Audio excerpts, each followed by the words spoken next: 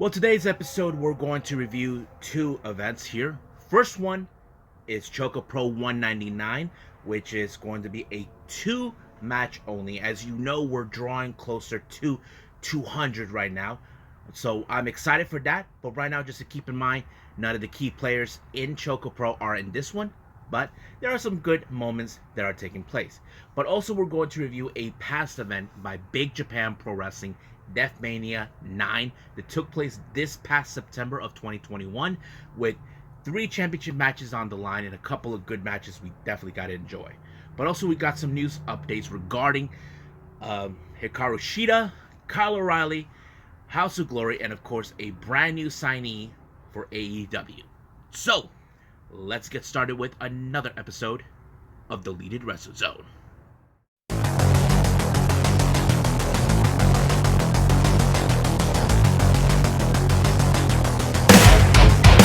Are you ready? Get up, get up! Get up, get up! Get up, get up! Get up, get up! Get up, get up! Get up, get up!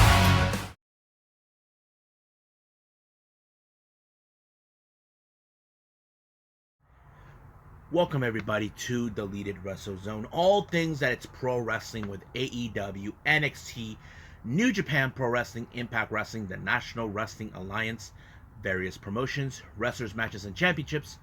I am your host, J-Rod here. So, as I mentioned before, ChocoPro is back for another season. But however, it did not start out with a bang like you probably would have assumed. However, the only reason it started out now is because, as you know, we're now a day away from, of course, 200, which is a 2-day event show, which I'm exactly happy and excited for.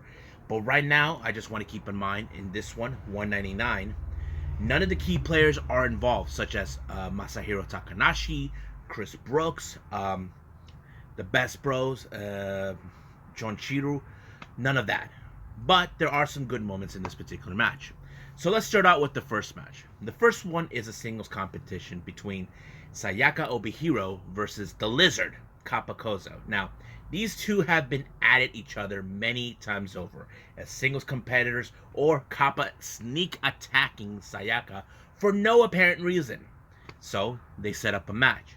So Sayaka was 100% confident that she was actually going to walk out as a victor. But once again, Kappa plays smart with her. Attacked her from behind through the window when she was calling him out.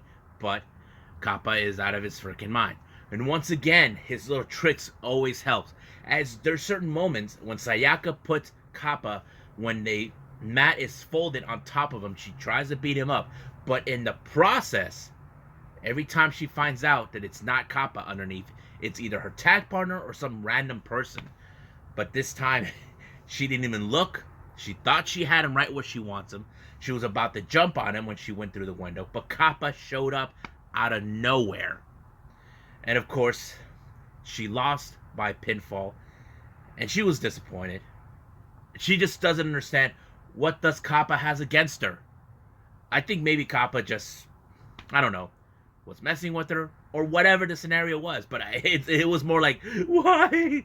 But, but they made up. But unfortunately, they was already told that they will be in 200 as a tag team. I'm like, that's interesting. I gotta know. This is gonna be interesting to see how these two are gonna coexist. Because Kappa doesn't interact with anybody from ChocoPro. He's an outsider.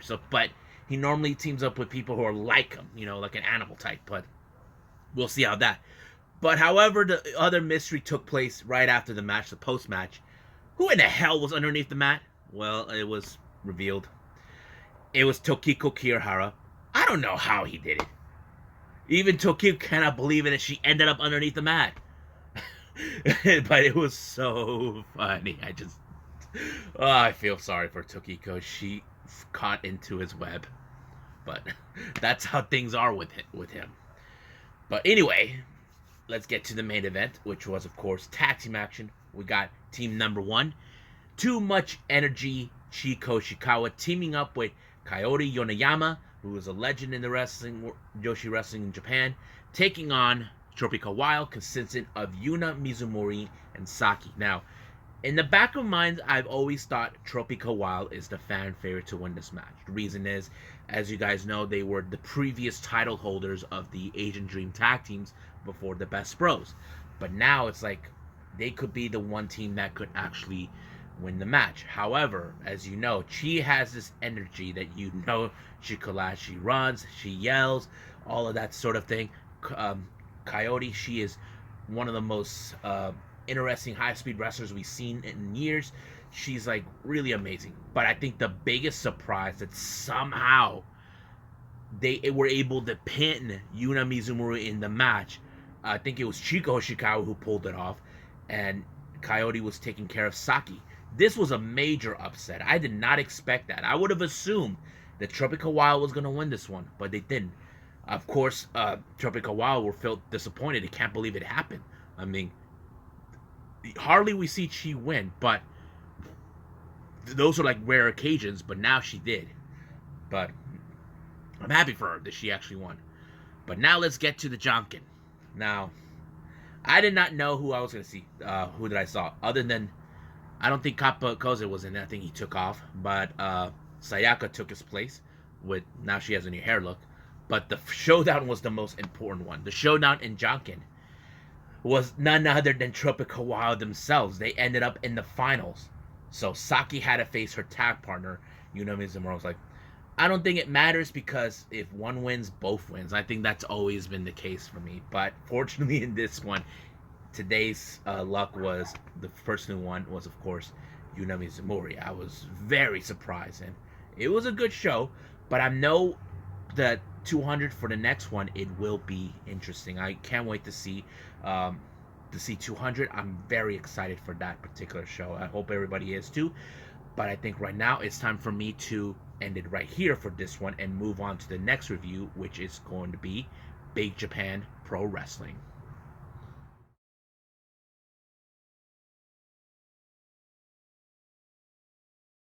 So our final review right now is going to be Big Japan Pro Wrestling. This one is called Death Mania IX. This took place, of course, on September 5th of 2021. I'm presuming, I don't know what's the venue, but it was pretty good. Now, the first few matches were all straight up, no hardcore or anything else like that, so that's what it was.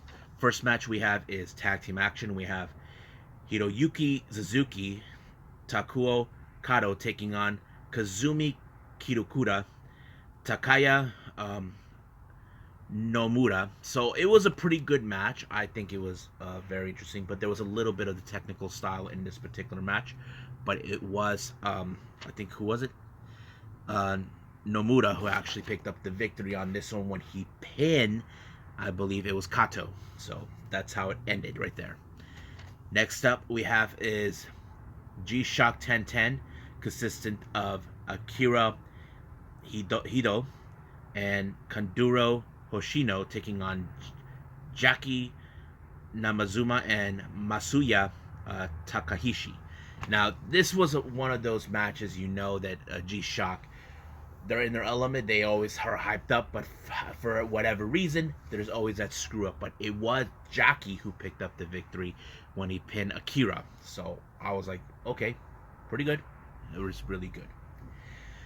Next match, we have Abdullah Kobayashi teaming with Kazumasa Yoshida taking on the Brahman brothers, Kai and Shu. Now keep in mind these two, the Brahman brothers, they are extremely dangerous. They use tactical tricks such as bringing weapons into their matches, but fortunately some of their weapons were being holed, but they use other means, like for example they use powder into the eyes of Yoshida in order to pick up the victory. So basically it was a very pissed off move that of course Kobayashi actually did not like, so I'm sure there'll be hell to pay for that.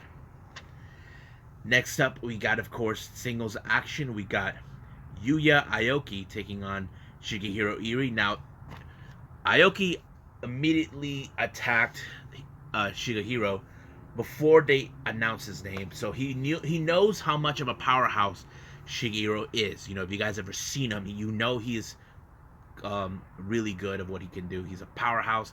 He throws 100% into his matches. But that's exactly what Shigeru does. Apparently, Aoki's plans to try to win over him did not go exactly in his favor. Now, you can say that possibly it wasn't his day. Maybe you're right. But he should have known better that that was going to happen.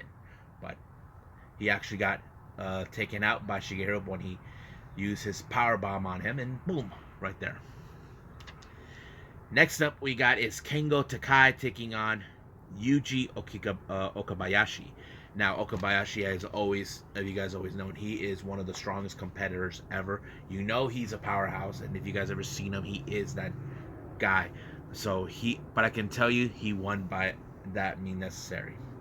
Now, our next match, this is a fluorescent light tubes death match. We have, of course, Yuki Ishikawa and Ruji Ito taking on Takumi Tsukamoto and Michioi Kageyama.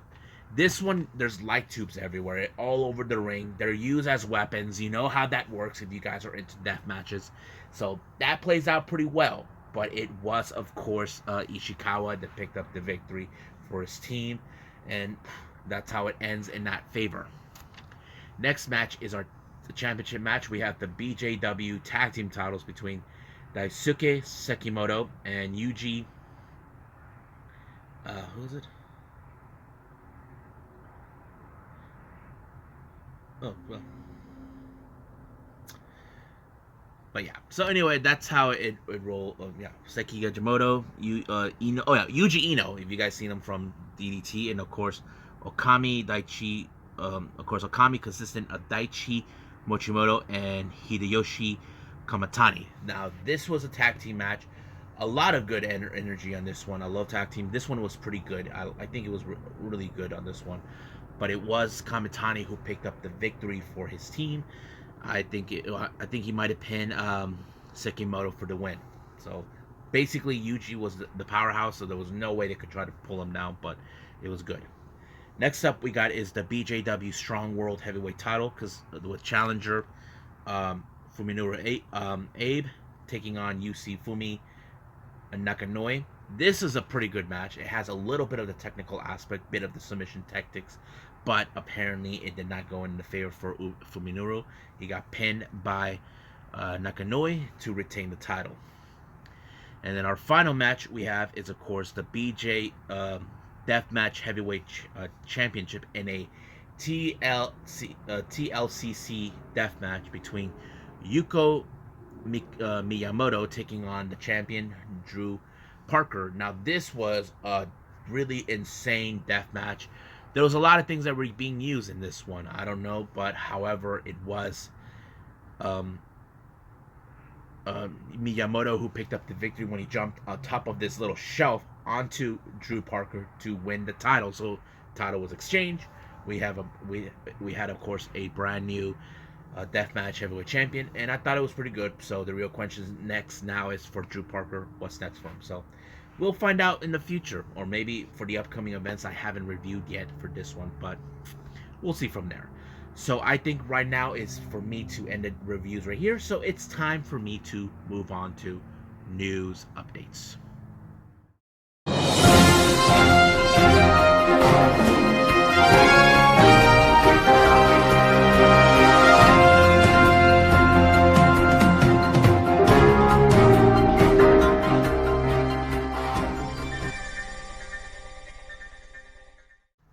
Okie dokie. So if you guys have already heard the news already on Twitter or anywhere else, AEW's just signed a brand new signee, and this one is AQA. So if you guys haven't seen her, she was that one female wrestler who actually was in that open challenge for the TBS title against Jade Cargill. Now, some of you probably are saying, why her? You know, we could have got someone better. So here's the reason why. AQA was trained at the Reality of Wrestling Academy. If you guys, that's Booker T's school. So she was trained. She was highly recommended by many. AQA was also in WWE. She made a few appearances on possibly NXT or 205 Live until she was released. But however, the only reason they hired her, if you guys don't know this, she does incredible shooting star press. If you guys ever seen that move, that is that one move that Kurt Angle did on Brock Lesnar years ago. That Brock Lesnar did on Kurt Angle years ago during a main event, and that was the same. She does it beautifully, and I think that was what makes her a star. Many people can say, "Isn't that dangerous for a woman?"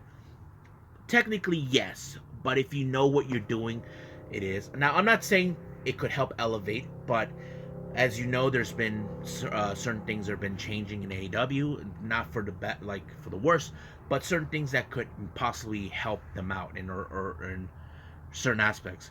So I have to say AQA, but I think her match with Jade Cargill gave her that recognition that she needed to, finally be accepted to go to AEW, and I'm sure Tony Khan was impressed by her performance, and that's the reason she was recruited.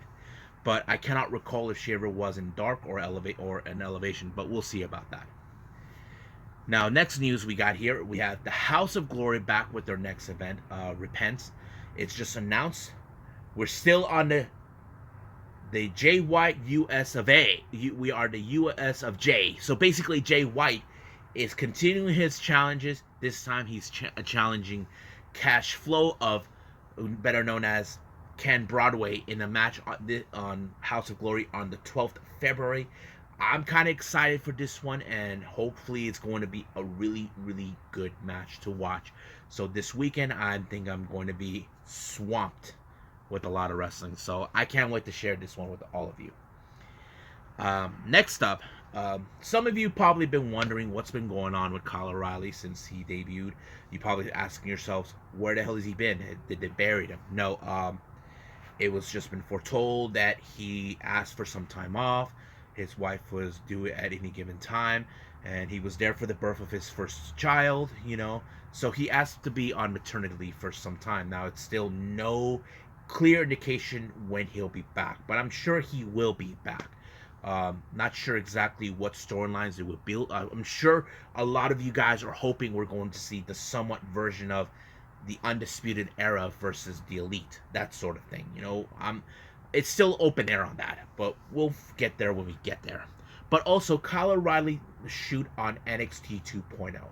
Now, keep in mind, I'm not saying that he said bad things, but he did explain certain aspects that were changing. If you guys don't know what I'm saying, as you know, many of the wrestlers that were released from NXT, people that Riley knew during the independence, were being released. But if you guys know this or not, if you say that you're a pro wrestler to somebody in WWE, like the officials, they don't like that. And Kyle O'Reilly is that guy that says, I'm a pro wrestler. That's what they don't want to hear that. But whatever the case was, he said that he had 6 months left in his contract, but that he found out he was out in December. But it was surprising to him. But he knows that the environment when it was changing from NXT to NXT 2.0 was not good. So he noticed how things have changed. But he does believe that things will not go as well as planned as they hope for in the future with NXT 2.0. So, look, they are doing some good work. They have a brand new champion, a young wrestler who is doing great as a North American champion. Not going to lie about that, but I don't know exactly if that's the case. If he sees it's going to go bad, we'll see, because we know there has been some changes they made that we may not like, but we'll see what happens. Now, our last update, as you guys know, Hikaru Shida, I mentioned in the news update alert yesterday that she is going to participate in Tokyo Pro's Grand Princess on March. This was her first in-ring return in Japan after 2.5 years.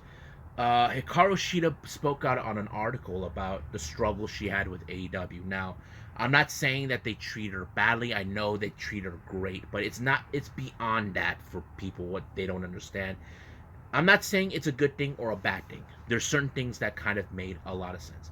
Now, if you guys remember, Hikaru Shida was first introduced to us back in Double or Nothing in 2019, the very first Double or Nothing pay-per-view. That was for me, my introduction for the Yoshi wrestling. From then on, I became an instant fan of the Yoshi wrestling.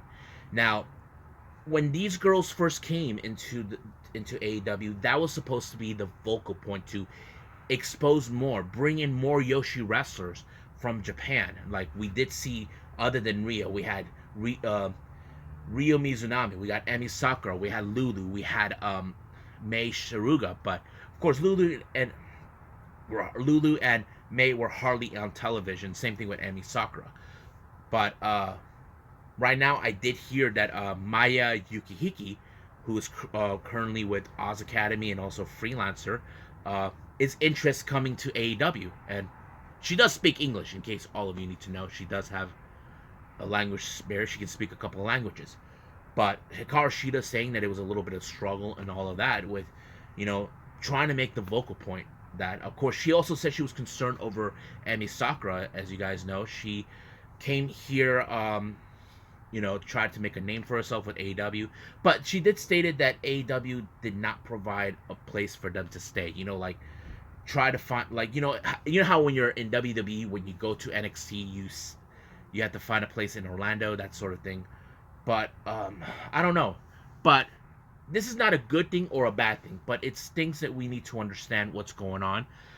There is still no indication by Tony Khan when Hikaru Shida will be back. As you guys know, Hikaru Shida is currently in Japan. Not just just being wrestling.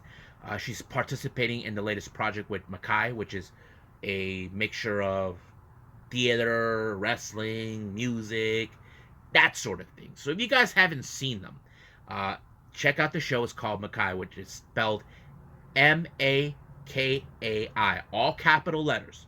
So check that out. You probably will love it. So I like it, but I don't know how you guys will like it. So I think that's pretty much it with the news updates. So I say let's call it a day. Well, I hope you guys enjoyed this episode, me reviewing ChocoPro and Big Japan Pro Wrestling, giving you guys some news updates, what's been going on pro wrestling. Coming up, we got, of course, New Japan Wrestling with more on the New Year's Golden Series with Day 9. Some of you probably say, what about Day 7 and Day 8? Don't ask me. I don't even know the answer to that. But I'm sure they're trying to do something to keep this safe. As you guys know, recently the New Japan had to cancel certain shows because certain wrestlers were contracted with the virus. But we'll see what happens then. But I'm also going to review AEW Rampage and 205 Live. So get ready for that. That will be uploaded in the morning. And then I'll be releasing another one during the day, which features Day 200 for Day 1 of ChocoPro. And, of course, NWA USA on itself. And after that, I'll be doing another video, and then we'll go from there. There's going to be a lot of wrestling this incoming weekend. This is the crazy part for me because I am going to be swamp as hell. This is how I act, folks. I'm not joking. So, for now, I think it's time for me to say I'll see you guys the next DWZ time. Same DWZ channel. I must bid all of you adieu. So, goodbye. Mwah. And have a nice day. Bang.